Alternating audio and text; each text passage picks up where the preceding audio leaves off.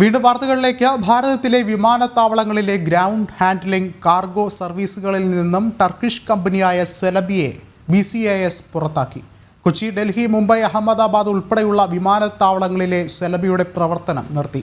രാജ്യസുരക്ഷ കണക്കിലെടുത്ത് ഇന്നലെ കമ്പനിയുടെ സെക്യൂരിറ്റി ക്ലിയറൻസ് റദ്ദാക്കിയിരുന്നു. അതേസമയം തുർക്കിയുമായി ബന്ധമില്ലെന്നാണ് കമ്പനിയുടെ വാദം. രാജ്യസുരക്ഷയുമായി ബന്ധപ്പെട്ടാണ് ഇന്നലെ സെലബിക്ക് സെക്യൂരിറ്റി ക്ലിയറൻസ് നിഷേധിച്ചത്. Bureau of civil aviation security അനുമതി അടിയന്തരമായി നിഷേധിച്ചുകൊണ്ട് ഉത്തരവിറക്കുകയായിരുന്നു. ഹൈദരാബാദ്, അഹമ്മദാബാദ്, കൊച്ചി, ഡൽഹി, ഗോവ എന്നീ വിമാനത്താവളങ്ങളിലെ സെലബിയുടെ സേവനം അടിയന്തരമായി ഇന്നലെ തന്നെ നിർത്തിയിരുന്നു.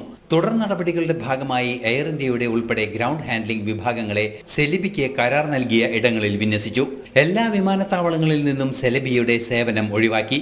അതേസമയം സെലബി എയർപോർട്ട് സർവീസസ് ലിമിറ്റഡിനെ തുർക്കിയുമായി ബന്ധമില്ലെന്ന് കമ്പനി അധികൃതർ അറിയിച്ചു. തുർക്കി പ്രസിഡന്റ് ടൈപ്പ് എർഡോഗന്റെ മകൾക്ക് തങ്ങളുടെ കമ്പനിയിൽ ഓഹരി പങ്കാളിത്തമില്ലെന്നാണ് നിലപാട്.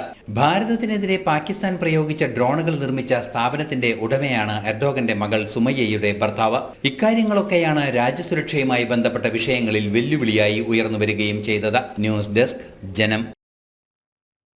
കൂടുതൽ വിവരങ്ങളുമായി ഐസൺ ജോസ് കൂടി ചേർന്നുണ്ട്. ഐസൺ, സെലബിക്കെതിരെ കൂടുതൽ അന്വേഷണങ്ങൾ കൂടി വേണമെന്നുള്ളൊരു ആവശ്യം കൂടി ഒരു വശത്ത് ഉയരുന്നുണ്ട്. നമുക്കറിയാം, ഭീകര പ്രവർത്തനത്തിൽ പാകിസ്ഥാന് ഡ്രോണുകൾ നൽകിയത് തുർക്കിയിൽ നിന്നായിരുന്നു. അത്തരത്തിൽ കൂടുതൽ ബന്ധങ്ങൾ കൂടി ഇത് സംബന്ധിച്ചുള്ള കാര്യങ്ങൾ പുറത്തു വന്നിരുന്നു. തുർക്കി പ്രസിഡന്റിൻ്റെ മകളുടെ ഭർത്താവാണ് ഈ ഒരു ഡ്രോൺ കമ്പനി നടത്തുന്നത് എന്നുള്ള ചില വിവരങ്ങൾ കൂടി നമ്മൾ തന്നെയാണ് പുറത്തുവിട്ടത്. അത്തരത്തിൽ ചില നിർണായകമായ വിവരങ്ങൾ കൂടി ഒരു വശത്ത് വരുന്നുണ്ട്. അതിനൊപ്പം ഇനിയും ഇത് സംബന്ധിച്ചുള്ള അന്വേഷണങ്ങൾ വേണമെന്നുള്ളൊരു ആവശ്യം കൂടിയല്ലേ ശക്തമാകുന്നത്?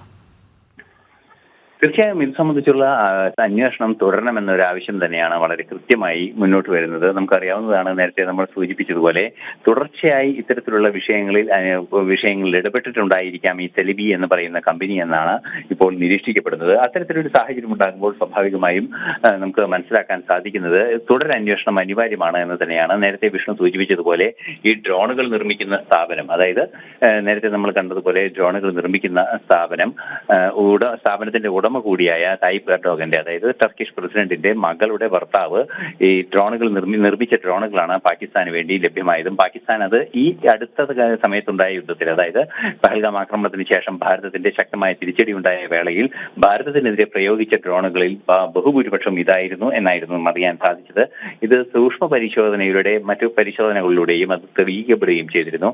ഈ ഒരു പശ്ചാത്തലത്തിൽ ഏതൊക്കെ രീതിയിൽ ഭാരതത്തിന്റെ എയർപോർട്ടുകളിലെ സെൻസിറ്റീവ് ഏരിയകളിലെ വിവരങ്ങൾ ഇവർ കൈയടക്കിയതിന് ശേഷം ദുരുപയോഗം ചെയ്യപ്പെട്ടിട്ടുണ്ടോ, അല്ലെങ്കിൽ ഏതെങ്കിലും രീതിയിൽ അത് മറ്റിടങ്ങളിലേക്ക് കൊടുത്തിട്ടുണ്ടോ, അല്ലെങ്കിൽ കൈമാറ്റം ചെയ്യപ്പെട്ടിട്ടുണ്ടോ എന്ന വിവരങ്ങളെല്ലാം തന്നെ പരിശോധിക്കേണ്ടതുണ്ട്. അത്തരത്തിലുള്ള വിഷയങ്ങളെല്ലാം തന്നെ പരിശോധിക്കണമെന്ന നിലപാടാണ് ഇപ്പോൾ പല കോണുകളിൽ നിന്നായി ഉയരുന്നത് എന്നത് ഒരു യാഥാർത്ഥ്യം തന്നെയാണ്. മറ്റൊരു സുപ്രധാന വിഷയം എടുത്തു പറയേണ്ടത്, നിലവിലെ ഭാരതത്തിലെ കമ്പനിക്ക് ടൈപ്പ് എർഡോഗന്റെ മകളുടെ കമ്പനിയായ സെലബിയെയും ബന്ധമില്ല എന്നൊരു വിശദീകരണമെല്ലാം തന്നെ ഭാരതത്തിലെ കമ്പനി അധികൃതർ നൽകുന്നുമുണ്ട്. വിഷ്ണു. യെസ്, ഐസൺ ജോസാണ് വിവരങ്ങൾ നൽകിയത്.